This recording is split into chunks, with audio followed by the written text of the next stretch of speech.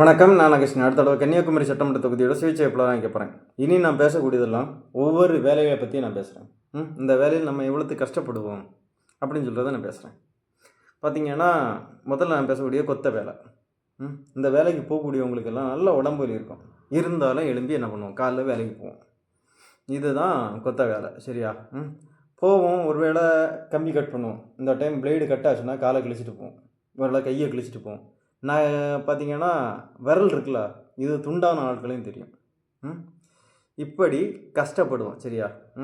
இது போதாதுன்னு 4 கம்பில் 3வது மாடியில் நின்று தான் ஆகணும். பார்த்திங்கன்னா லைன் கம்பி இடைக்க போகும், இதில் தலை தட்டாமல் நின்று தான் ஆகணும்.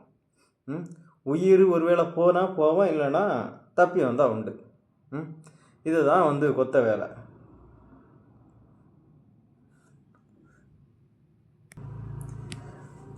அடுத்ததாக லிஃப்ட்டு.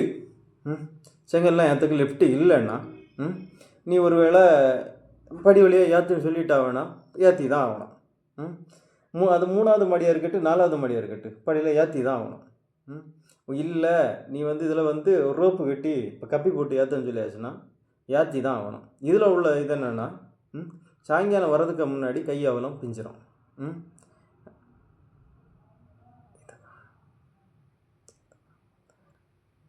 அடுத்ததாக கருங்கல் தூக்குனா தூக்கி தான் ஆகணும், செங்கல் தூக்குனா தூக்கி தான் ஆகணும், சல்லியை வெட்டுனா வெட்டி தான் ஆகணும், சல்லியை 4வது மாடி கொண்டு போனால் கொண்டு போய் தான் ஆகணும்.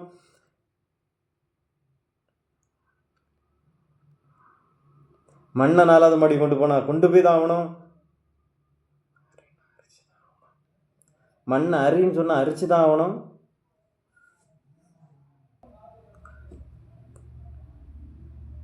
ஒரு நாள் 10 மூடை கலவை போடுன்னு சொன்னால் போட்டு தான் ஆகணும். இந்த அளவு கஷ்டப்படுவோம். கஷ்டப்பட்டுட்டு வேலையை முடிச்சுட்டு வீட்டுக்கு கிளம்பி போவோம்.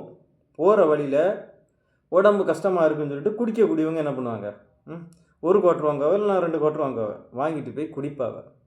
குடிச்சிட்டு நல்ல ஒரு தூக்கத்தை போடுவாங்க. இன்னும் குடிக்காமல் இருந்தால் அவங்களுக்கு தூக்கம் வராது. அதுக்காக வேண்டி தான் அந்த சரக்கை வாங்குவாங்க. வாங்கிட்டு போய் அந்த உடம்பு வலி தெரியாமல் தூங்கலான்னு சொல்லிட்டு நிம்மதிக்காக வேண்டி அந்த சரக்கை வாங்கிட்டு போய் குடிச்சிட்டு தூங்குவாங்க. காலையில் எழும்பும்போது எப்படியா இருந்தாலும் உடம்பு வலி இருக்க தான் செய்யும். எழும்பி காலைல நம்ம வீட்டில் உள்ளவங்க சந்தோஷமாக இருக்கணும் இல்லை, அப்போ வேலைக்கு போய் தான் ஆகணும். சரி, நான் அடுத்தது நாளைக்கு நான் வேற ஒரு வேலையை பற்றி